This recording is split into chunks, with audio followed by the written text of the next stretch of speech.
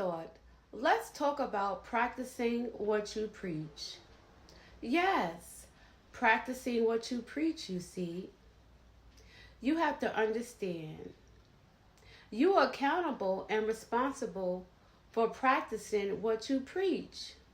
That means anytime you give an advice to someone, like insight, you have to take that same accountability concerning your own life by you practicing the advice you give it to someone else, you see.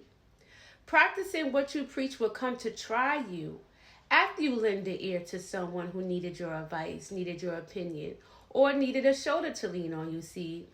You have to be very careful about the advice you give to people, places, and things. Because in that information that you're sharing on Insight, you will be the first partaker to experience that. That's why they call practice what you preach.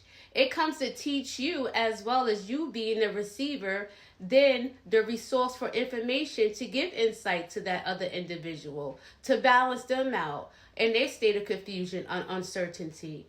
You see, you have to understand, by practicing what you preach brings good attribute, but you will be the first partaker to experience that practice. So you cannot get mad when you share certain things with people or give your intuition or insight, because you will be the first person to experience that practice, what you preach. You see, it's balance, you understand? Because that person came to you to lean on your shoulder. And by you being intuitive and understanding, that person was able to confide in you to bring them balance. So you got to remember, every time someone needs a shoulder to lean on or wants some advice, it's good to be a listener, because at the end you will be the first practice to experience that situation because you preached it. Food for thought. And that is something you should think about.